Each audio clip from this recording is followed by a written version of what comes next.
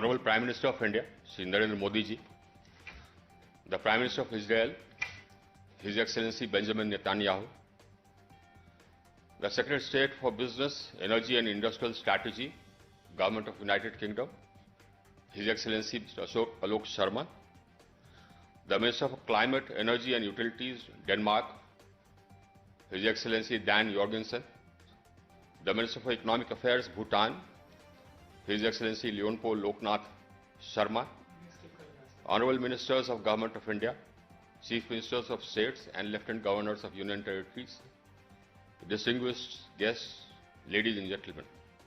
It is my privilege to welcome you to the inauguration of the third edition of RE Invest hosted by India.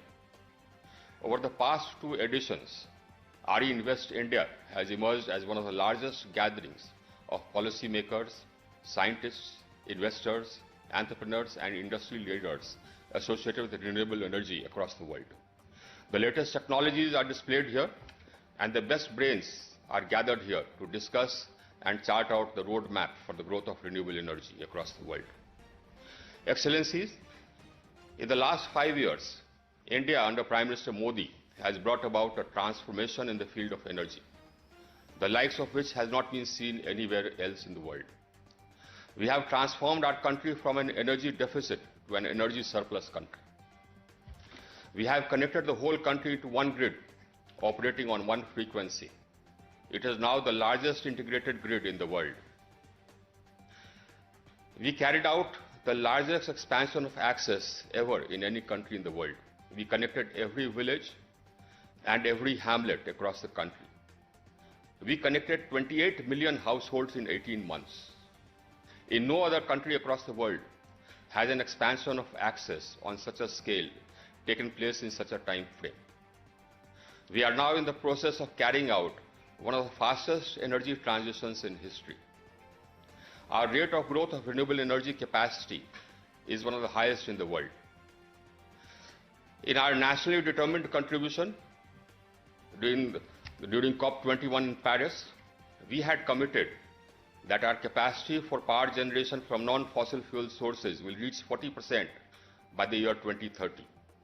I am happy to inform you that our installed capacity from non-fossil fuel sources has already reached 38.1%. And if we add the capacity under installation, it comes to 52%. By 2030, our established capacity from non-fossil fuel sources will reach 64%, a full 24% higher than our commitment. From 2014 to 2019, our solar energy capacity has multiplied 13 times. Bloomberg have ranked India #1 in the world in the volume of renewables auctioned from 2015 to 2019. A recent climate transparency report conducted by 14 institutions across the world noted that we are the only G20 country whose achievements are consistent with keeping the temperature increase at less than 2 degrees compared to pre-industrial averages. Our Prime Minister launched the International Solar Alliance on the sidelines of COP21, and it is now a rapidly growing treaty-based intergovernmental organization with 88 signatories. The rate of growth is unparalleled. In accordance with the vision of our Prime Minister, we are converting one city in every state into a totally green city. We are shifting our entire agriculture irrigation system to solar under a scheme called Kusum. We are launching feasibility studies for realizing the vision of one sun, one world, one grid, which was initiated by our Prime Minister while inaugurating the last conference of ministers, for connecting countries to take advantage of the fact that when the sun sets in one country, it rises in another. Again, inspired by our Prime Minister, we plan to set up a 10,000 megawatt solar energy capacity in Ladakh, one of the highest plateaus in the country with rarefied atmosphere and extreme cold climate, but which has solar insolation at levels higher than Rajasthan. What we propose to do is to electrify our economy, that is, shift sectors like transport and cooking to electricity, and we propose to green our electricity. We propose to use renewable energy to produce hydrogen and ammonia, and use green hydrogen for steel making and green ammonia for fertilizer production. Ladies and gentlemen, Our renewable energy capacity will continue to grow at a pace even faster than it is growing now. You are invited to join us and our partners and be our partners in this exciting endeavor. Thank you and a warm welcome to you all. I now request His Excellency Dan Jorgensen, the Minister for Climate, Energy and Utilities, Denmark, to address the gathering. Your Excellencies, Honorable Prime Minister Modi and Minister Singh, thank you for inviting me to speak at the inaugural session of the Third Reinvestment Conference. It is truly a great honor. I wish we could have met in real life and not virtually via a screen like this. I would have loved to visit India and see the remarkable achievements you've made on the green transition. I hope that I will get the chance to visit another time in the near future. Meanwhile, I wish your families and your country all the best. While we are fighting a global pandemic, we also have to deal with climate change and the necessary and urgent green transition. It is not easy, but it is in difficult times we show our true character.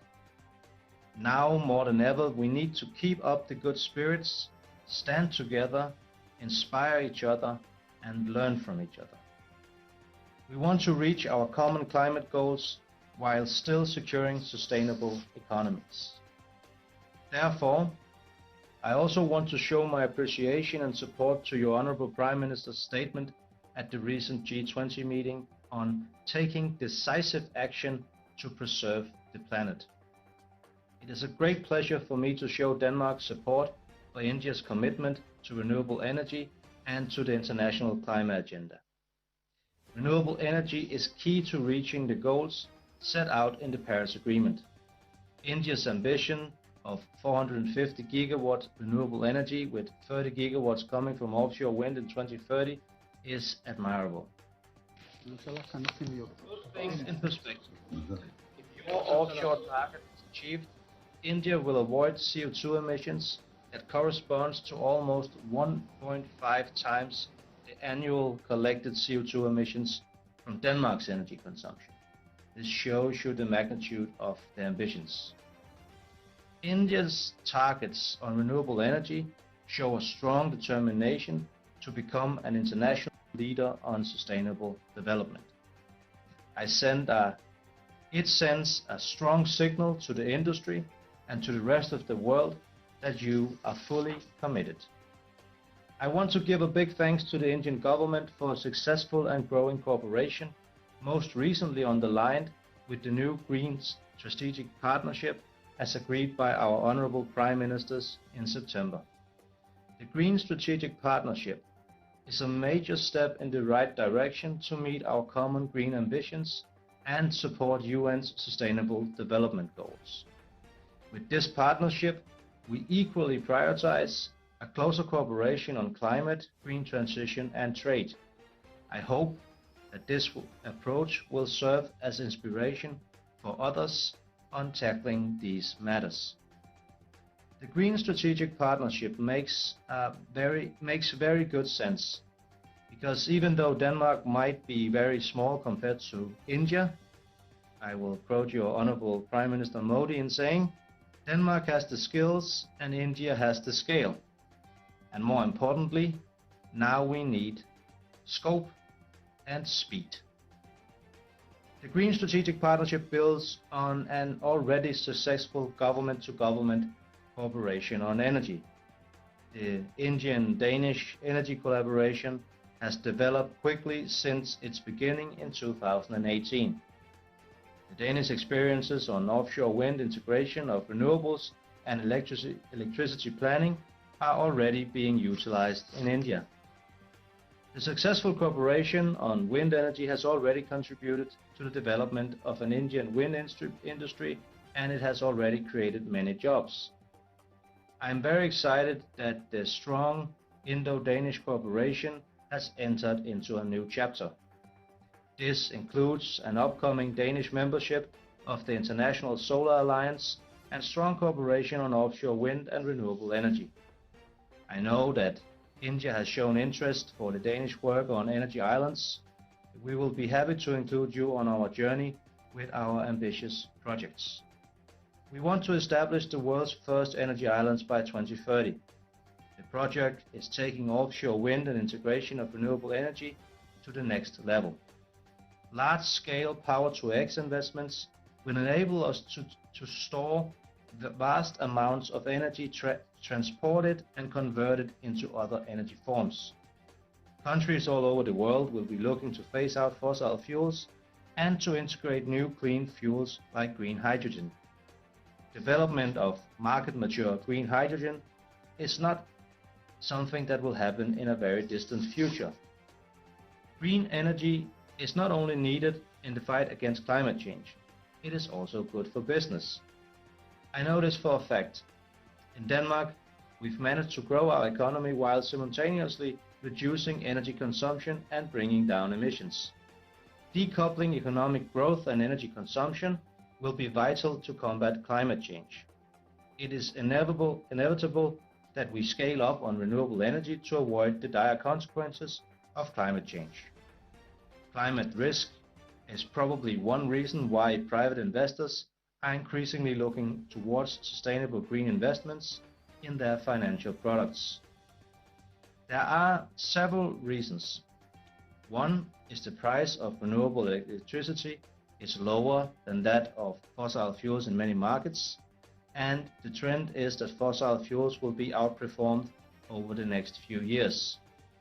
Another reason in simply the green investments are no longer only a matter of doing the right thing or mitigating risk. They also make good financial sense in their own right. COVID-19 has even highlighted this trend. During the pandemic, stocks that take into account environmental, social and governance factors have generally outperformed the rest of the stock market. Investing in renewables and green technologies will create jobs and growth. We see that in the offshore wind industry in Denmark.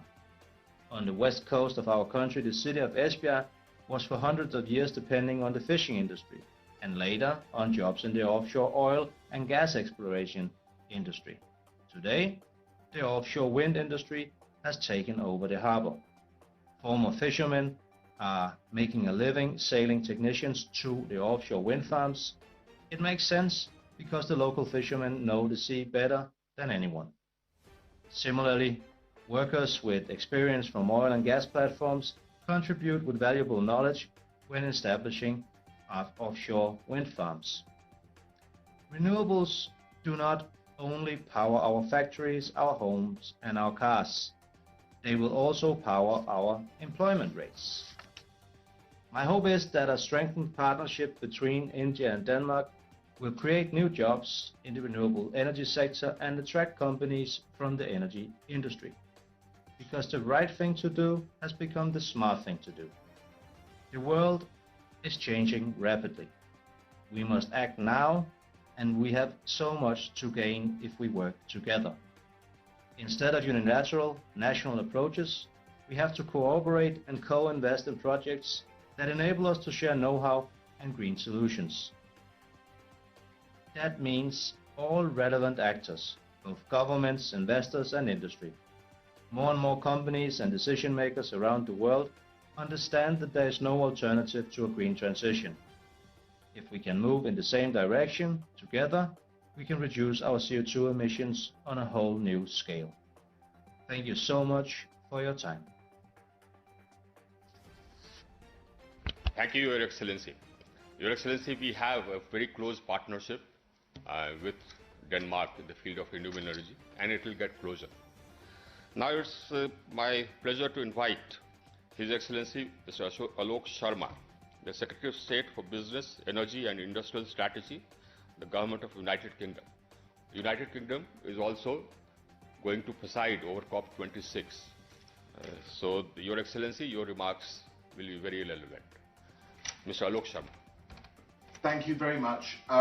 Honourable Prime Minister Modi, Minister Singh, fellow ministers, Your Excellencies. It's an absolute honor to participate in this summit today. Prime Minister Modi ji has often said, the world is one family. And there is no clearer example of this than when we look at climate change. No one nation or sector can tackle the problem alone. The world will succeed or fail as one. We all have a part to play as countries, companies, investors, cities, regions, and individuals. To avoid the worst effects of climate change, we must decarbonize the global economy 5 times faster over the next 10 years than we have done over the past 20. We all know that the power sector accounts for 1/4 of global emissions. Decarbonizing is absolutely vital, not only to reduce emissions, but to boost access to power and to support clean growth and development. And this is why, as COP26 President, energy is one of the 5 key areas that I'm urging all countries to focus on. And there is no doubt for us, India is a key partner, because here you are a global leader, with pioneering international initiatives like the International Solar Alliance, One Sun, One World, One Grid, the World Solar Bank, and the Coalition for Disaster Resilient Infrastructure, which the UK is very pleased to support. India is home to a renewable energy revolution. The scale and pace of change is absolutely remarkable, with solar capacity increasing by around 13 times in 5 years, and with some of the lowest solar prices in the world. You've already connected 700 million people to power since the year 2000. And thanks to Prime Minister Modi's commitment to generate 450 gigawatts of renewable power within a decade, there will be much, much more to come. Now, it is our experience in the United Kingdom that setting such targets provides investors with confidence and clarity. In the UK, our emission reductions targets have helped us to grow our economy by 75% over the last 30 years, whilst at the same time reducing our emissions by 43%. And it's helped us to develop the world's largest offshore wind sector. We will accelerate that success with Prime Minister Boris Johnson's new plan for a green industrial revolution, which we announced last week. And this includes a commitment to quadruple our offshore wind capacity within a decade, which of course will support many thousands of jobs. And I know that India has also enjoyed a surge of investments in renewables. This of course is vital. To make the global energy transition a reality, we need investors to keep seizing the opportunities presented by the renewables revolution in India and of course around the world. And these opportunities are enormous. A study by Imperial College in London and the IEA found that investments in renewables have repeatedly outperformed those in fossil fuels. Whether you look at this over the past 10 years, the past 5 years, or indeed, as Ms. Jorgensen said, in 2020 itself. Solar and wind are already cheaper than coal power in 2/3 of countries. And momentum is building globally behind net zero, with Japan, South Korea, China all recently setting targets. Colleagues and friends will know that on the 12th of December, the UK will co-host a summit with the United Nations and France, and in partnership with Italy and Chile, to mark the 5th anniversary of the Paris Agreement. And this will be a moment for global leaders to show that we can make a step change on climate action. By focusing our efforts collectively internationally, we can drive down costs and increase uptake. And every time we know that the global deployment of solar power doubles, the price has fallen by around 1/3. And that is why the United Kingdom is committed to working in partnership to drive the renewables revolution. We have established the COP26 Energy Transition Council, bringing global leaders together. And we will work with our friends in India on mission innovation, accelerating clean energy innovation globally. We're of course also partnering with the government of India to help mobilize private capital into green investments. And our new UK-India Sustainable Finance Forum will increase the flow of sustainable finance. We are both anchor investors in the Green Growth Equity Fund, catalysing private sector investments from the City of London to infrastructure projects in India. And it is through international partnerships like these, the insight of investors and the ambition countries like India have shown, that we will together continue to usher in the green global future of energy, protecting and nurturing our planet for future generations. Thank you. Thank you, Your Excellency. And we shall work with the United Kingdom together pursuing our goal for healing nature. Now it's my privilege to put before you a video message by the Prime Minister of Netherlands, His Excellency Mr. Mark Rutte. Namaste, India. Ladies and gentlemen, it's an honor for me to be speaking today alongside my fellow Prime Minister, Narendra Modi. I'd like to thank Minister Singh for hosting today's Meet and Expo, and Secretary of State Sharma and Minister Jurgensen for their valuable input. I'm delighted to be able to contribute to this important event as guest of honor. India is a key global player in many areas, not least when it comes to climate action and renewable energy. It's great to see how like-minded India and the Netherlands are in these fields.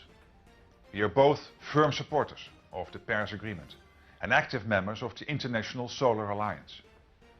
India has made great progress in developing renewable energy.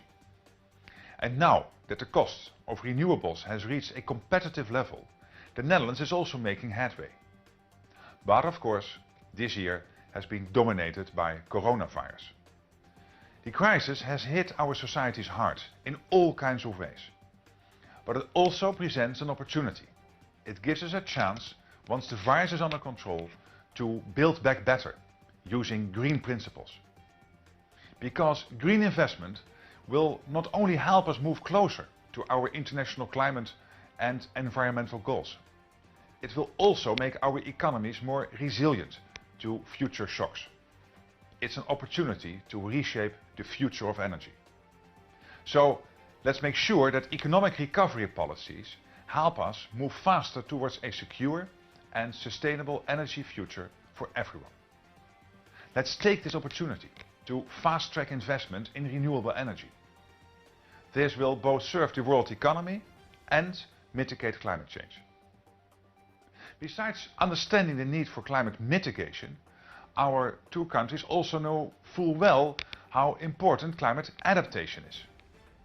And with that in mind, I'm proud that the Netherlands will be hosting the virtual Climate Adaptation Summit in January.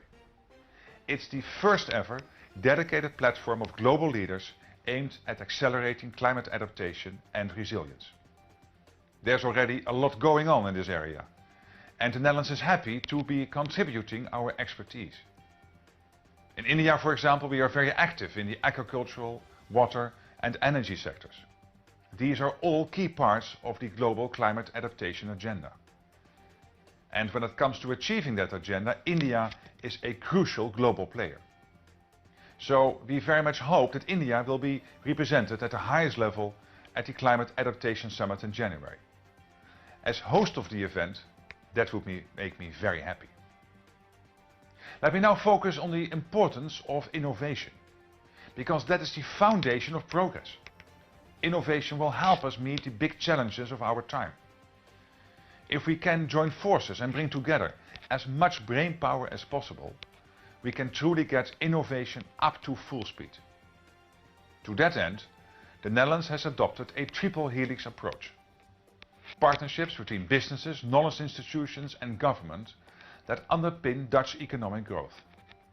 Today our efforts are guided by mission-oriented innovation policy.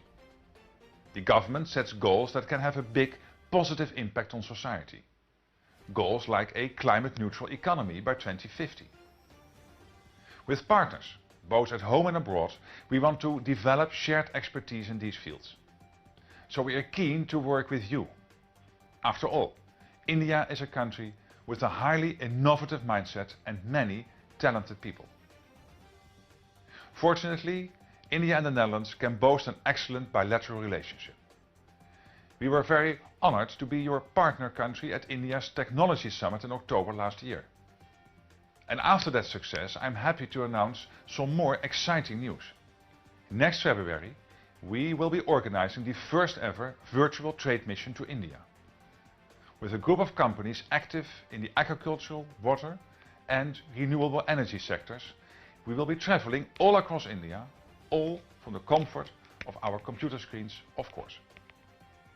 I also hope that we can build on our strong cooperation at multilateral level, such as the G20. The Netherlands has built up a good track record as a constructive participant under past G20 presidencies, and we are currently working closely with Italy. In the run-up to India's presidency, we'd be very willing to help out and provide practical support if required. Let me finish by again expressing my thanks for inviting me to contribute my ideas today. And I hope the Renewable Energy Investors Meet in Expo will lead to many exciting results. Thank you. We are grateful to His Excellency Mark Rutte, the Prime Minister of Netherlands, for his address. I now have the privilege of calling upon His Excellency Benjamin Netanyahu, the Prime Minister of Israel, to address the gathering. Israel and India have a long-standing partnership and a very close partnership.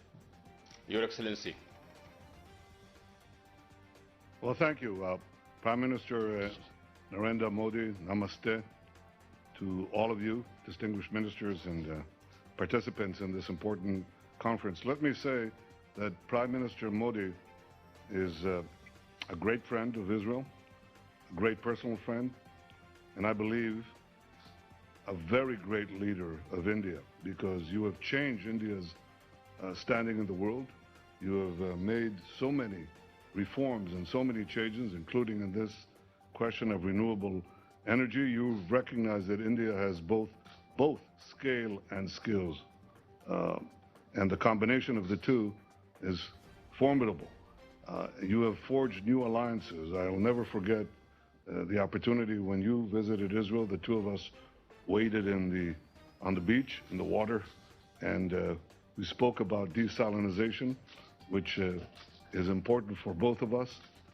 I will never forget my unforgettable visit to India when we visited the high-tech center that you were building, in which Israeli companies were represented, or the agricultural farms which are helping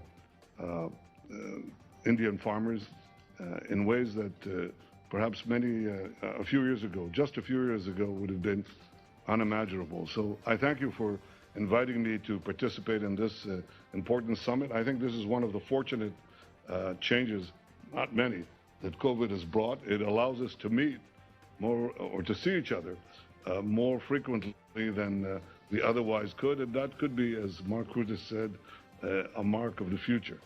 Now, we've all received, amidst the pandemic, some good news on the battle against corona.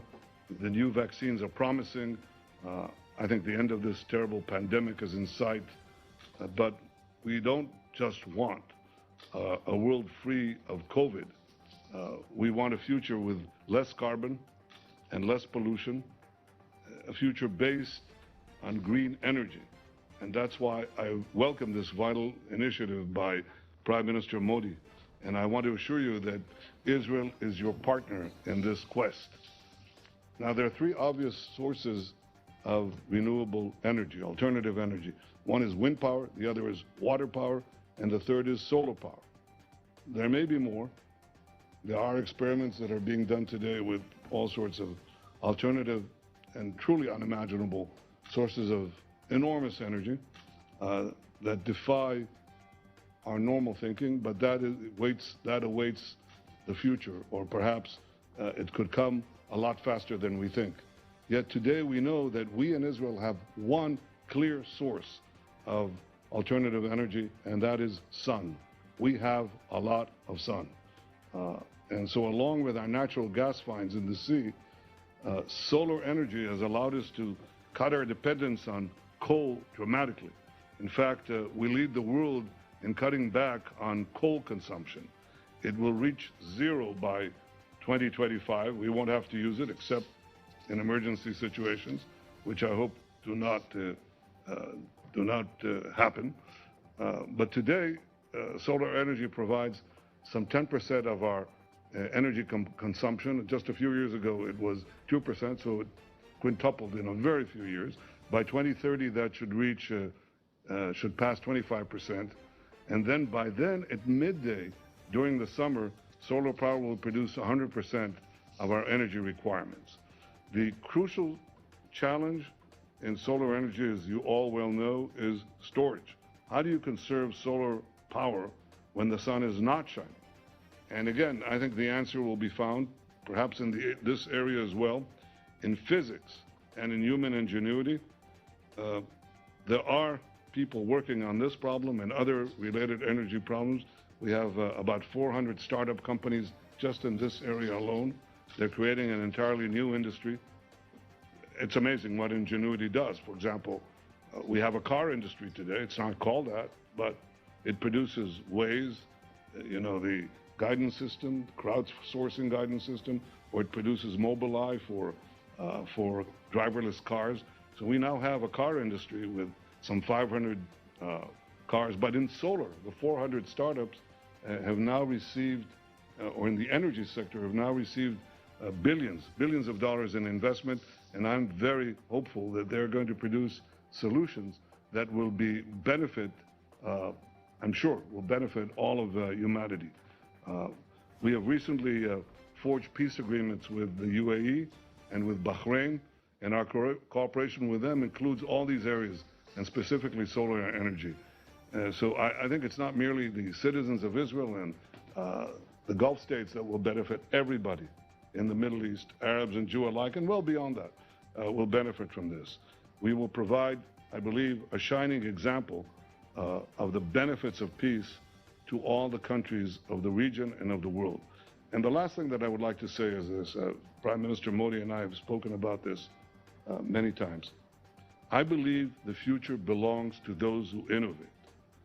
And the power of innovation enables us to tap new sources of wealth, new sources of energy, the ability to change health, the environment, water, the food we eat, the security as we travel, and so on.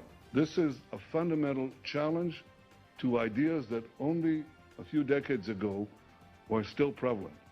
A few hundred years ago, Malthus predicted that that population growth would outstrip the power of agriculture to provide food, and we see that he was wrong. Not because the population didn't grow, but because human ingenuity allowed food production to grow infinitely more than population growth grew. The same thing continued to inform the Club of Rome with the famous limits to growth. We were not going to be able to grow because, again, our ability to provide the necessary products and services and resources would be drained by our exhaustion of natural resources. This is not to say that we have to not treat the environment. This is to say the opposite, that we can treat the environment, should treat the environment, should stop pollution, should go on to alternative sources by the use of the one resource that we have. It's what's stored in our brains and our minds with the determination to innovate. So I believe that the most important renewable energy is ingenuity and innovation. And all the countries represented here, beginning with India and Israel, and all of you, are committed to seizing innovation in order to seize the future. And on that, I think we can all be very, very hopeful. Thank you.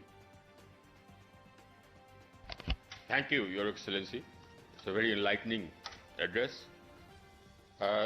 Now it's my proud privilege to call upon the Honorable Prime Minister of India, Shri Renewable Modi ji, to address the gathering.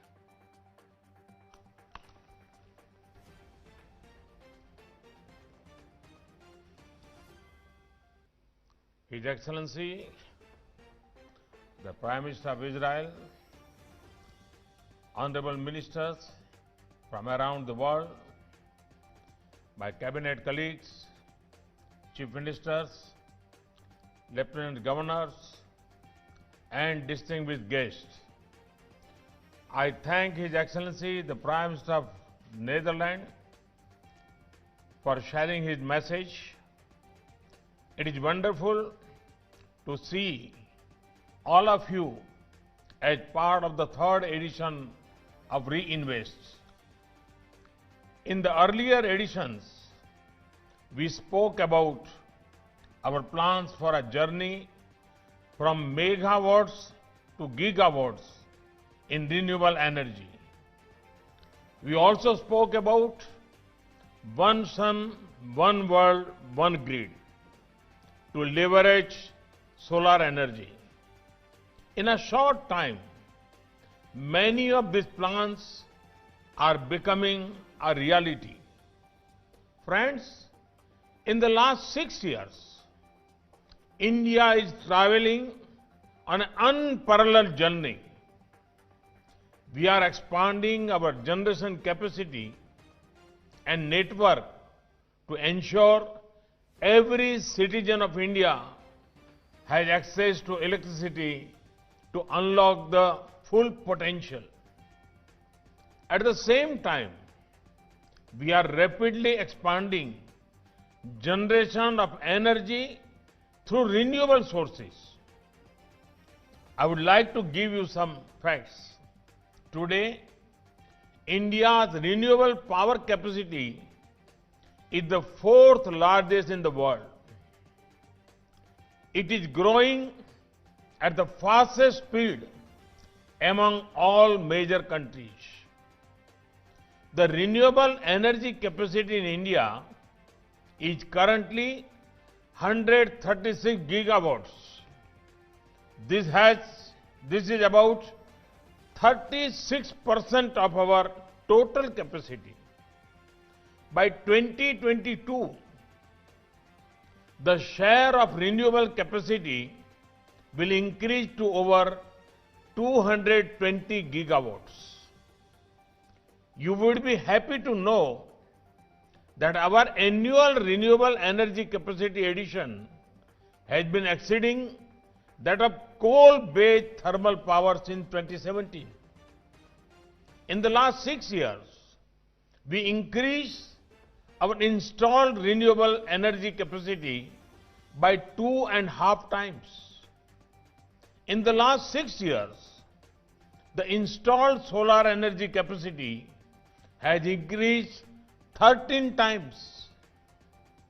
Friends, India's progress in the field of renewable energy is an outcome of our commitment and conviction in fighting climate change. Even when it was not affordable, we invested in renewable energy. Now, our investment and scale is bringing down cost down. We are showing to the world that sound environment policies can also be sound economics. Today, India is among the very few countries to be on track to achieve the 2-degree compliance goal.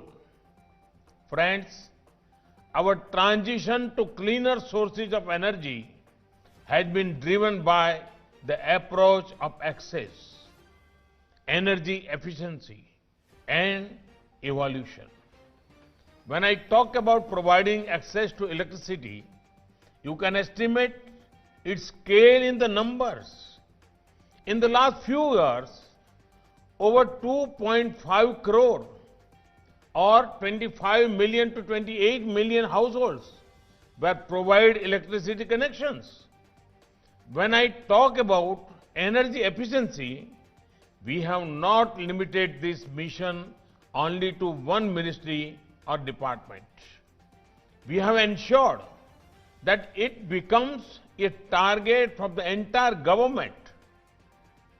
All our policies have a consideration of achieving energy efficiency. This includes LED bulbs, LED street lights, smart meters, push to electric vehicles, and decreasing transmission losses. When I talk about energy evolution, with PM Kusum, we are aiming to power our agriculture sector by providing solar-based power to irrigate the fields. Friends, India is progressively becoming a preferred destination for investment in renewables. In the last 6 years, nearly rupees 5 lakh crore or over $64 billion investment has been made in renewable energy sector in India. We want to make India a global manufacturing hub in the renewable energy sector.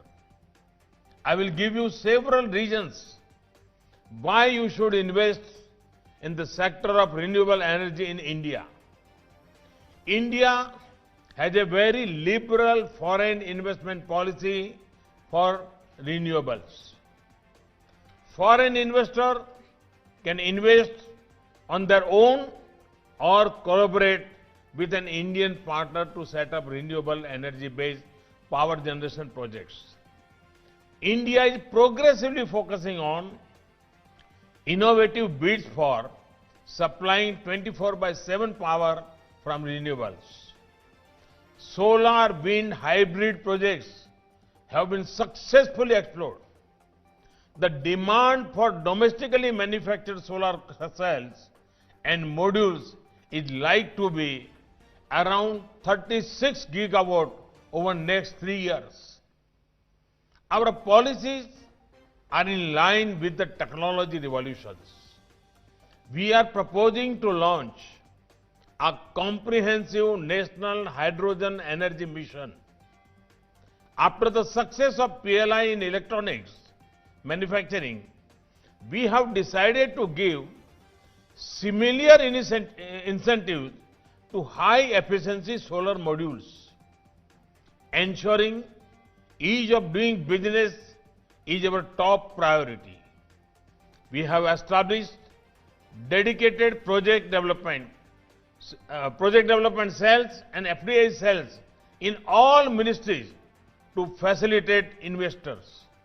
Today, every village and almost every household in India has access to electricity.